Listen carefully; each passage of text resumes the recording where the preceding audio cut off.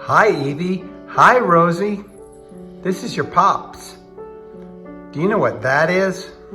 That's a big sheep.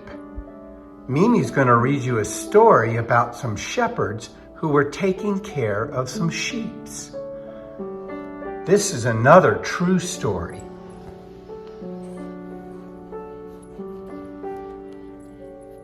The light of the whole world. This story of the shepherds is in the Bible, found in Luke 2. That same night, in amongst the other stars, suddenly a bright new star appeared. Of all the stars in the dark vaulted heavens, this one shone clearer. It blazed in the night and made the other stars look pale beside it. Now God put it there when his baby son was born, to be like a spotlight shining on him, lighting up the darkness, showing people the way to him. For you see, God was like a new daddy, a new papa. He couldn't keep the good news of the baby to himself. He'd been waiting all these long years for this moment, and now he wanted to tell everyone. So he pulled out all the stops. He'd sent an angel to tell Mary the good news.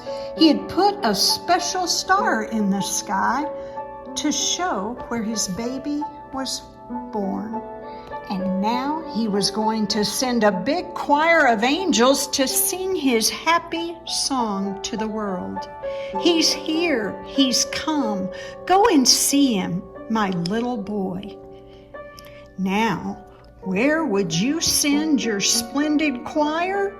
To a big concert hall, maybe, or a palace, perhaps?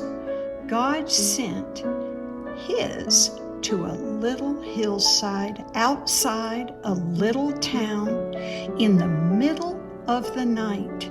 He sent all those angels to sing for a raggedy old bunch of shepherds watching their sheep outside Bethlehem.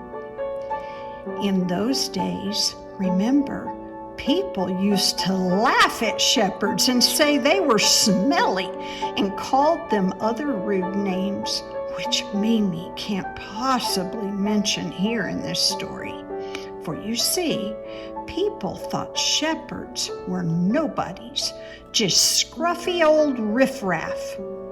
But God must have thought shepherds were very important indeed, because they're the ones he chose to tell the good news to first. That night, some shepherds were out in the open fields, warming themselves by a fire, when suddenly the sheep darted this way and that way and that way and that way. They were frightened by something. The olive trees rustled. What was that?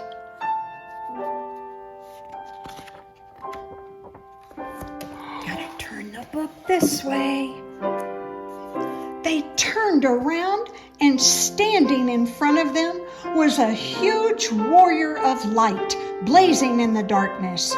"Don't be afraid of me," the bright shining man said. "I haven't come to hurt you. I've come to bring you happy news for everyone everywhere. Today, in David's town, in Bethlehem, God's Son has been born. You can go and see him. He's sleeping in a manger." Behind the angel, they saw a strange glowing cloud, except it wasn't a cloud.